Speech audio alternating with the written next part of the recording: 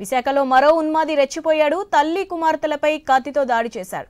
తాను ప్రేమిస్తున్న బాలికకు వేరే సంబంధాలు చూస్తున్నారని ఈ ఘటనకు పాల్పడినట్టు తెలుస్తోంది. గాజువాకకు చెందిన ఉన్మాది అక్కయ్యపాలెంకి చెందిన బాలిక ఇద్దరు ఇంటర్ చదువుతున్నారు. రాత్రి బాలికకు పెళ్లి సంబంధాలు చూస్తున్నారని తెలిసి వెంటే కత్తి పట్టుకొని ఆమె ఇంటికి వెళ్లాడు. కనిపించిన బాలిక తల్లిపై విచక్షణ రహితంగా దాడి చేశాడు. అక్కడే ఉన్న బాలికను వదలలేదు.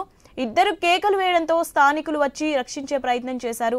పోలీసులు నిందితుడిని అదుపులోకి తీసుకున్నారు. బాధితులకు ప్రైవేట్ ఆసుపత్రిలో చికిత్స అందిస్తున్నారు.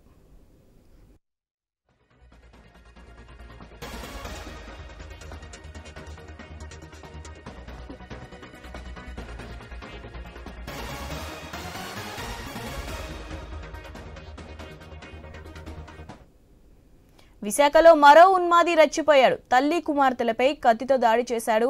దీనిపై మరిన్ని అప్డేట్స్ మా ఐ న్యూస్ ప్రతినిధి రాజు అందిస్తారు. రాజు, శివాని, విశాఖపట్నంలో వరుసగా మహిళలపై దాడులు అయితే జరుగుతున్నాయి. ఇది ఒక రకంగా విశాఖ వాసుల్ని ఆందోళనకు గురి చేస్తుంది. ప్రేమ పేరుతో వెంటపడడం, కాదంటే దాడులు చేయడం, హత్యలు చేయడం కూడా ఈ మధ్య చాలా తరచుగా జరుగుతున్నటువంటి పరిస్థితి. దీని మీద పోలీసులు అధికారులు దృష్టి పెట్టినప్పటికీ కూడా ఏదో ఒక ప్రాంతంలో ఇది కామన్ గా జరుగుతున్నటువంటి నేపథ్యంలో తాజాగా రాత్రి 10:30 ప్రాంతంలో అయితే అక్కయ్యపాలెంలో ఒక ఇంట్లోకి వెళ్ళినటువంటి యువకుడు అక్కడ ఉన్నటువంటి యువతి తల్లికి మీద కూడా దాడి చేశాడు.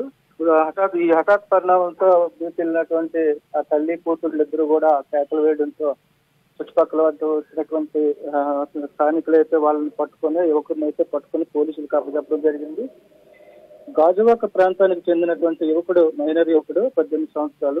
ఆ యువకుడు 17 సంవత్సరాలు బాలికను ప్రేమిస్తున్నానంటూ వెంటపడుతున్నాడు.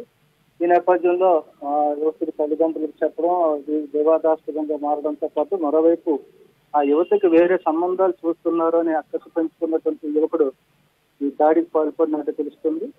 ఇద్దరు కూడా ఇంటర్మీడియట్ చదువుతున్నారు.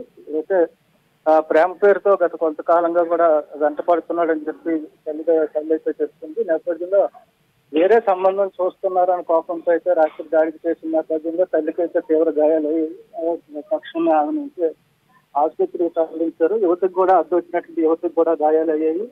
ఈ నేపథ్యంలోనే స్థానికులు సకాలంలో స్పందించడంతో పెద్ద ప్రమాదం తప్పిందని చెప్పుకోవచ్చు. యువకుడిని అయితే 4వ పట్టణ పోలీసులు అదుపులోకి తీసుకుని విచారిస్తున్న పరిస్థితి ఉంది. ఇద్దరు మైనర్లు కావడంతో ఇది మరింత ఆందోళన కలిగించే పరిస్థితిగా చెప్పుకోవచ్చు.